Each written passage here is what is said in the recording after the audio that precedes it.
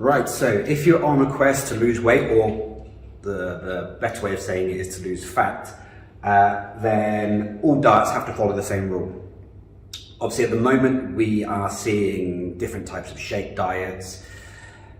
You've got things like keto, well, it used to be Atkins, intermittent fasting, you've got Slim and Well, Weight Watchers, all these different types of diets. You've got all the so-called multi-level marketing products, essentially they're pyramid schemes. Yeah, so they all have to follow the same rule. The rule is the calorie deficit. So you have your maintenance line. So your maintenance lines, which I've mentioned in a previous video, is whatever you're consuming and whatever your lifestyle is, if your weight stays the same, you're at your maintenance line.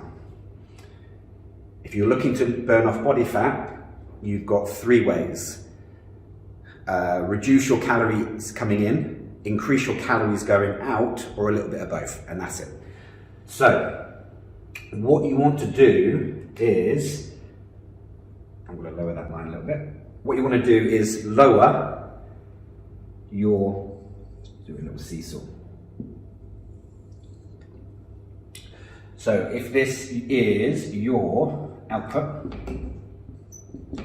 and this is your intake, to create fat loss, weight loss, this is what you need to create. So up here would be your lifestyle, and that includes all the internal mechanisms that require calories. So your basal metabolic rate, the thermic effect of feeding, then you've got all the body processes. So your heart rate, your heart needs calories. Your cognitive function, to function, you need the calories coming in, which is another thing if you're on a very, very low diet, a very aggressive diet, which a certain BBC doctor is, or TV doctor is promoting. Funny enough, he's now changed his approach. That's another video. Anyway, you'll notice that the calories that you're consuming has dropped and things start to slow down. So for me, I tried a different diet a long time ago to try and catch up on, because I had a photo shoot. I damaged a rib, I couldn't train, so I had to do something fast to get into shape as best as I could for that photo shoot. So I did use an extreme diet, but I knew the consequences and things like that. So I dropped my calories down quite aggressively to try and make it for lost time, and I noticed that my cognitive function decreased. So I remember it to this day. I was drinking out of a big plastic water bottle. I dropped it, and because the calories just weren't coming into my head, I smashed the bottle on the floor and I just watched it spill all over the floor in the kitchen, and I didn't do anything. I just stood there watching it because I couldn't process what just happened fast enough. Again, inside here is going to be your lifestyle. So the minute you step out of bed, you're burning additional calories. So your BMR, your basal metabolic rate, is going to be the number of calories you burn in a 24-hour period if you're in a coma. So that's just all your body processes. And that's going to be your bulk load of calories in the day. Obviously then you've got thermic effect of feeding, all the other processes. You obviously have your lifestyle as well. So your lifestyle and your activities and your exercise is going to be in your output.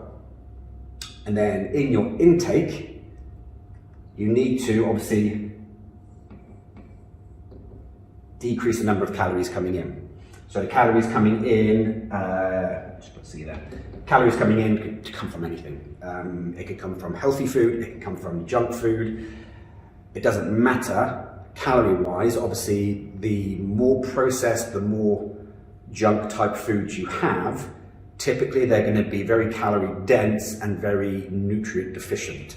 Whereas if you go for the more healthy foods, the more natural foods, they're going to be typically less in calories, but very nutrient dense. Now, you can have a mixture of both as long as the calories add up.